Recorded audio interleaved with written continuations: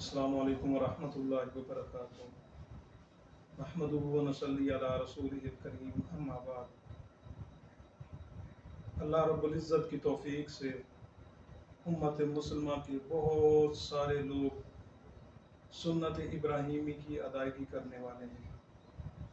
قربانی کے عمل کے ساتھ امت مسلمہ کے بہت سارے لوگ اللہ رب العزت کی رضا حاصل کرنے والے ہیں۔ قربانی میں جانور کیسا ہونا چاہیے؟ اس سوال کے جواب میں رسول اللہ صلی اللہ علیہ وسلم کا ایک فرمان سامنے رکھیے۔ ہمارے معاشرے میں قربانی کو مختلف سسٹم میں لیا جاتا ہے۔ اگر بکری کا بچہ، جسے بکرا کہا جاتا ہے، 1 سال اور 10 دن یا 1 سال 1 ماہ کا ہو تو لوگ سمجھتے ہیں کہ یہ قربانی کے لیے کافی ہے، سال سے تھوڑی اس کی زیادہ عمر ہے۔ اسی طرح بھیڑ کا 6 ماہ کا بچہ، اس کو بھی لوگ قربانی کے طور پر ذبح کر لیتے ہیں۔ تو اس حوالہ سے رسول اللہ صلی اللہ علیہ وسلم نے اپنی امت کی رہنمائی فرمائی، اپنی امت کو قربانی کے جانور کی عمر کے متعلق آگاہ فرمایا۔ آپ صلی اللہ علیہ وسلم کا فرمان ہے، لا تذبحوا الا مسنۃ، کہ اے میری امت کے لوگوں، سنت ابراہیمی کی ادائیگی میں، یعنی قربانی کرتے ہوئے جس جانور کا تم نے انتخاب کرنا ہے، اس جانور کی جو کم از کم عمر ہے وہ دو دانتا ہونا چاہیے، 2 دانتا۔ لا تذبحوا الا مسنۃ، جس کے 2 دانت گر چکے ہوں تم اس کے علاوہ قربانی کے لیے کوئی بھی جانور ذبح نہ کرو۔ ہاں، اگر مارکیٹ میں ریٹ اتنا بڑھ گیا ہے جانوروں کا کہ 2 دانتا جانور تمہارے لیے خریدنا مشکل ہو گیا ہے، یا پھر علاقے میں ناپید ہو گیا ہے، مل نہیں رہا، یا کسی بھی قسم کی کوئی مجبوری انسان کو پیش آ گئی ہے، تو آپ صلی اللہ علیہ وسلم نے رخصت دی۔ آپ صلی اللہ علیہ وسلم نے فرمایا، فَتَذْبَحُوا جَزْعَةً مِّنَ الظَّأْنِ، اگر تم 2 دانتا جانور ذبح نہیں کر سکتے، تمہیں کوئی مسئلہ ہے، کوئی مشکل ہے، مارکیٹ میں موجود نہیں ہے، یا تمہاری قوت خرید سے باہر ہے، تو پھر تم بھیڑ کے 1 سال مکمل عمر کا بچہ کر دو۔ بھیڑ کے 1 سال مکمل عمر والا بچہ، اس کو ذبح کرو، اللہ رب العزت تمہاری قربانی قبول فرمائے گا۔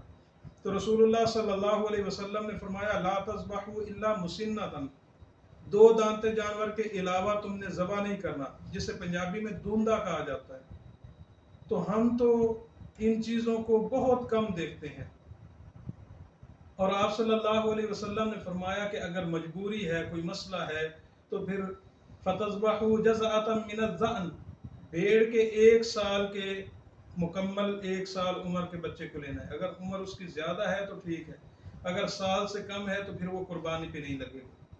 اسی طرح آپ صلی اللہ علیہ وسلم نے فرمایا کہ قربانی کے جانور میں 4 قسم کے عیب نہیں ہونے چاہیے۔ نمبر 1، آپ صلی اللہ علیہ وسلم نے فرمایا کہ قربانی کا جانور، اس کی آنکھیں ٹیڑھی یا اس کی آنکھوں میں مسئلہ نہیں ہونا چاہیے۔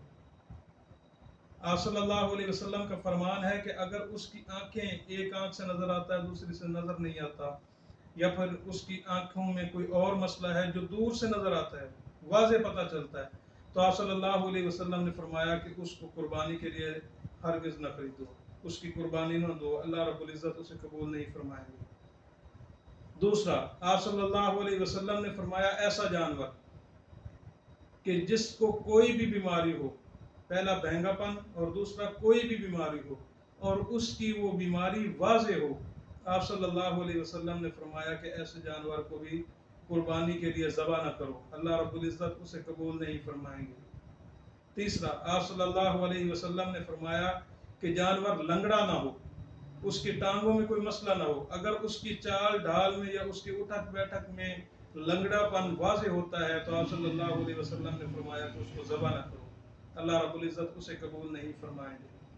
اور چوتھا، آپ صلی اللہ علیہ وسلم نے فرمایا کہ اتنا کمزور اور لاغر جانور جس کی ہڈیوں میں گودا تک باقی نہ بچا ہو، ایسے جانور کو بھی اللہ रब्बुल इज़्ज़त के रस्ते में कुर्बान न करो, क्योंकि उसकी कुर्बानी, सदका कबूल हो सकता है, उसका सदका हो सकता है, उसका अकीका हो सकता है, लेकिन कुर्बानी नहीं होगी। इसी तरह और रिवायात में आप सल्लल्लाहु अलैहि वसल्लम ने फरमाया, ऐसा जानवर जिसका कान कटा हो या जिसके कान में सुराख हो, उसके आर पार नजर आती हो, या उसके कटा कान वो वाज़े होता हो, आप सल्लल्लाहु अलैहि वसल्लम ने फरमाया कि उसको ज़बा ना करो।